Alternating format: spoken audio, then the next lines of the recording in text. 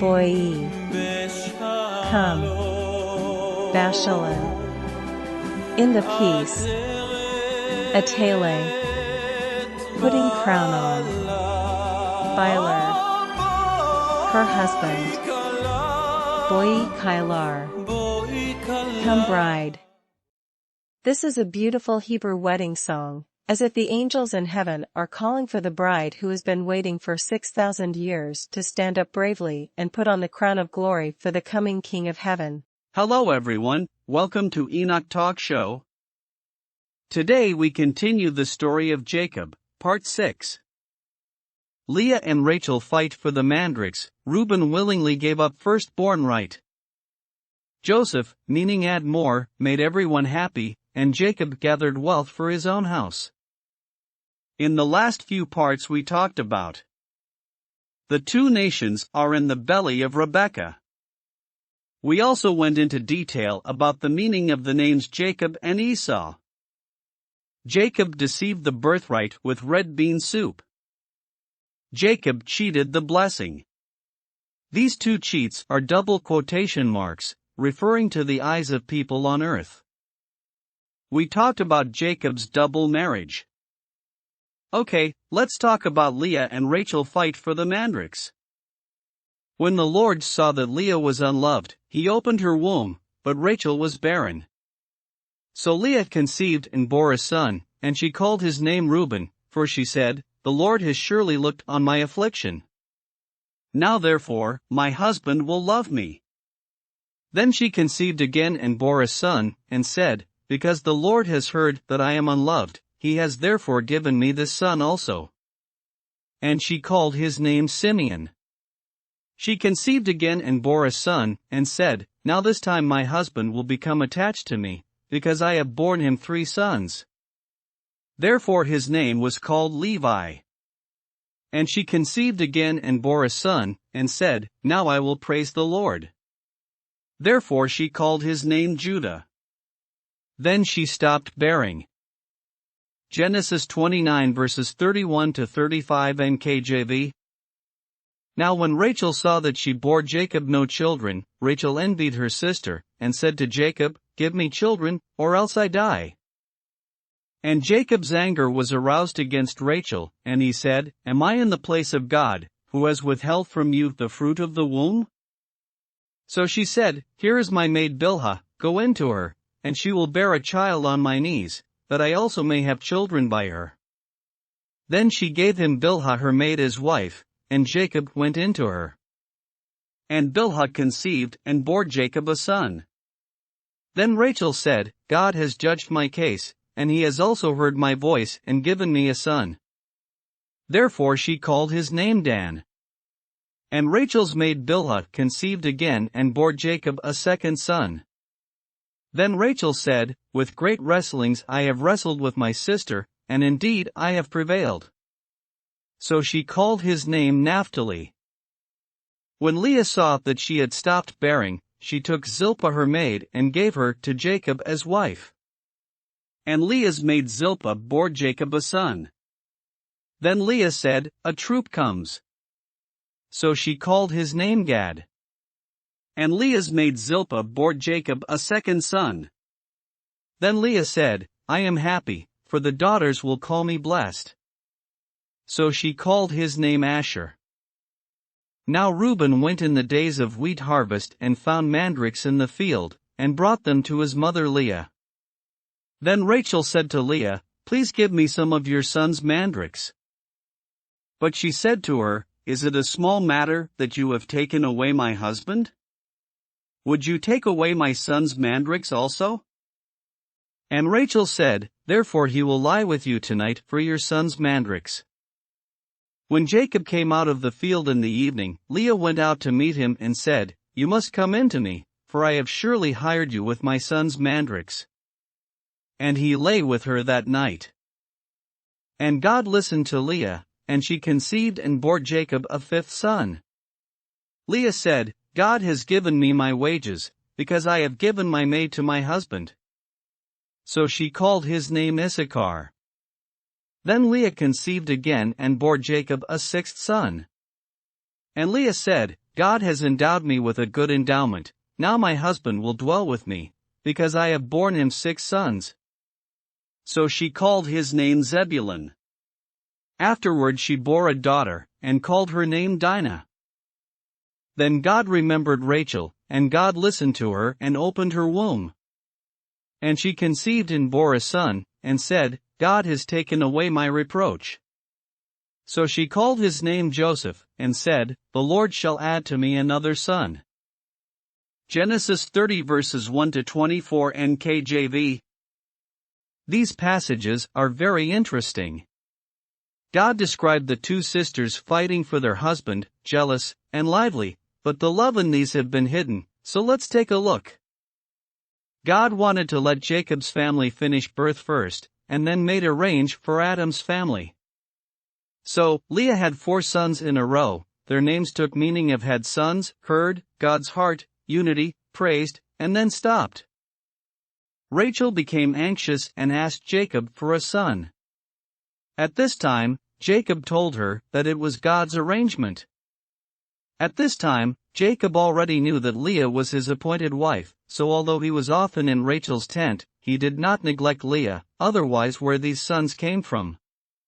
Of course, he was definitely dissatisfied with the arrangement of his father-in-law at first, so he would ignore Leah at first, but once she started to have several children, Jacob also began to wake up. After 4 sons were born, Leah's fertility became cold, and Rachel, through her maid, bore 2 sons to Jacob, named as to judge and contend. Leah also used a maid, and also bore 2 sons to Jacob, fortunate and blessed. Then something happened next. You must know that what God recorded in the Torah Bible was not a small matter, but a major event. This event determined the reconciliation between Rachel and Leah. The mediator was actually a few-year-old Reuben. At that time, Reuben should have been just 5 or 6 years old. He was very unhappy when he saw his mother was sad, because she didn't have a child for a while, and his father was indifferent to his mother and nice to Rachel. He heard the local people said that if someone ate mandrakes, she could give birth, so he went to the field to find mandrakes. This plant was very precious, as rare as wild ginseng, so when he found a big one, he happily showed it to his mother, and Rachel saw it and wanted it too. Leah got angry and scolded Rachel badly. You must note that although the sisters were fighting, they were still polite, and making Leah so angry really surprised Rachel. Looking at the innocence of this little Reuben, she was also deeply involved in the fight. At this time, she began to wake up, and since then instead of dominating Jacob, she let Jacob go to Leah's tent more often. That's why, from then on, there were no descriptions of sisters fighting and no bickering, until the end of life. And the mandrakes were the medium to repair relationship. However, what Reuben willingly gave to Rachel was not just to plant mandrakes, but his eldest son, the firstborn right. Let's take a further look. The Hebrew word for wind is, and whoever eats this plant would give birth David, the title of king. There are 3 aspects of birthright, king, priest, and double blessing. In the end Jacob gave the priest to the 3rd child, Levi, the heart of God, the heart of unity. And gave the king right to Judas, the praise. Lastly, Jacob gave the double portion to the 2nd king Joseph, who was also the king of the Adam family. Today, our family of 70 billion people is prosperous. We must remember that blessing originally belongs to Jacob, and it was also related to the generosity of Reuben. If Reuben had not given up, God would not have taken them away from Reuben's arms. However, God also blessed Reuben heavily. Reuben did nothing wrong in selling of Joseph, so if God hadn't taken Reuben away, it would have been impossible to sell Joseph. From the scripture, Christian often interpreted that Reuben lost firstborn right due to his adultery. This is completely wrong.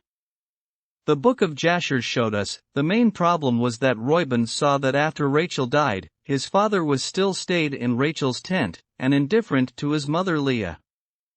He went into Rachel's tent and moved his bed outside the tent.